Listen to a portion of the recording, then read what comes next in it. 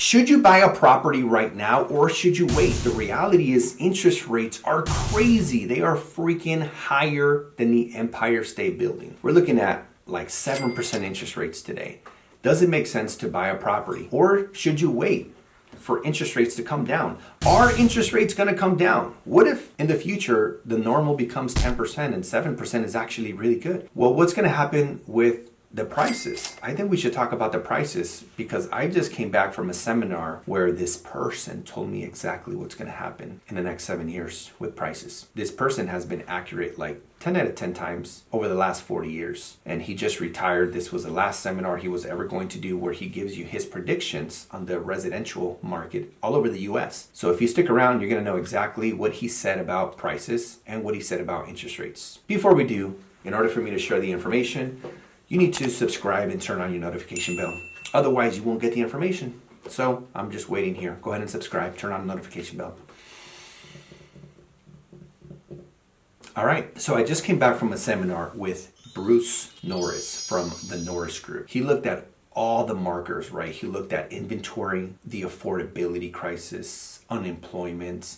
He looked at interest rates. He shared all these statistics. The reason he's able to accurately predict what's going to happen is he looks at all the data, and the data speaks for itself. According to the data, 86% of all 30-year fixed residential mortgages have an interest rate of 2 to 4%, with more than 90% of those interest rates being between 2 to 3%. So one of the reasons we have such low inventory is people have these 2 to 3% interest rates, or as high as 4% for 86% of people. And if you have a property that today is worth, say, $700,000, you got a 2.5 interest rate, 2.5 interest rate, 30-year fixed, and let's say your payment is $2,500, and let's say you bought it in 2020 when interest rates were close to zero. If you were to sell that property and go buy the house next door at today's interest rate of 7%, your payment's going to go from $2,500 to somewhere between $5,000 and $6,000. That is mind-boggling.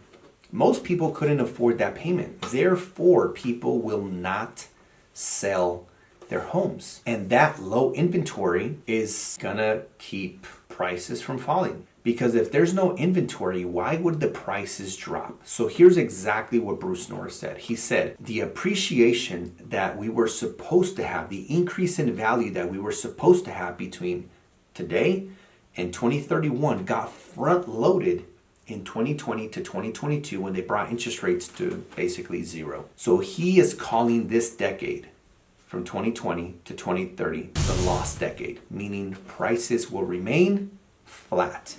They will not go up, they will not go down. Maybe 5-10%, here and there, but there will not be any significant increase and there will not be any significant decrease in the values of homes. He also believes that interest rates will remain in that 5 to 6% interest rates for at least a few more years. So for those of you that have the money to buy real estate today, but you're afraid to make a move because interest rates are crazy high, and I know, I've been looking at some properties literally the last few days, and I was looking at one property where the purchase price was $750 to do an Airbnb. My mortgage payment, PITI, principal, interest, taxes, insurance, I'm looking at $4,855. That's a pretty steep payment because had I bought this property in 2020 with a 4% interest rate, my payment would be $3,657. The difference is basically $1,200, $1,198. That is a big difference. So what would I do in this situation, right? Should you buy? Should you wait? What should you do? So I just want to share a couple of solutions and scenarios. One of the ways that I believe it can make a lot of sense for you to buy today is the following. If you were to buy a single family home with 5 bedrooms or 6 bedrooms with as much square footage as possible, and you were to do something called a split home accessory dwelling unit, which is where you live in part of the home, you Airbnb the rest of the home, you open some walls, close some walls, add a kitchen to the other side that doesn't have a kitchen.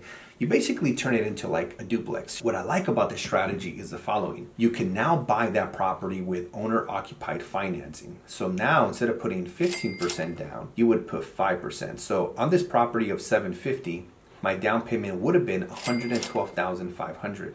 If I buy this property with 5%, my down payment is only $37,500. I get to keep like almost $75,000 in my pocket so that I can either buy more real estate or do some arbitrage as well. So my payment is only $500 more, but I get to keep almost 75 grand. Think about it, guys. Two different points here, right? One is the lower the down payment, as long as you can live in the property for those 12 months, you can rent part of the property, live in part of the property, and make a lot more money, right? But the other part is if you have a large monthly rent right now of say $3,000 a month, and you were to live in part of the home and rent out the rest of the home, let's say you broke even, you live in a part of the home, you Airbnb the other part of the home, and now you're paying $0. So if you were renting a house previously where you were renting the house for $3,000 a month, now you went from renting for $3,000 a month to owning and paying $0 a month.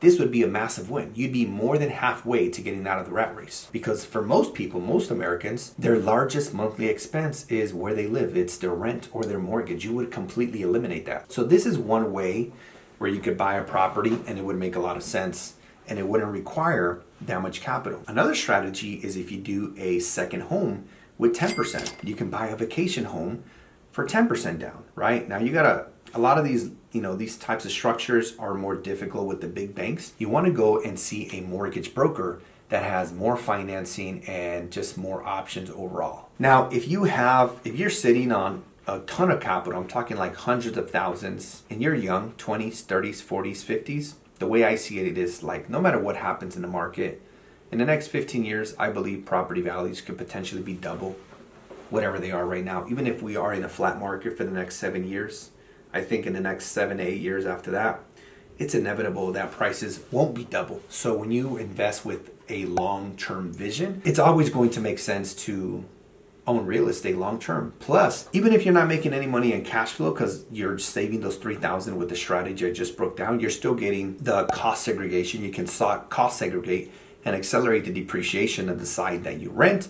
And for that reason, it will always make sense. That being said, I hope you guys enjoyed this video. Hit the like button. Let me know any comments down below. Check out one of my other videos here and check out the links in the description down below. Peace.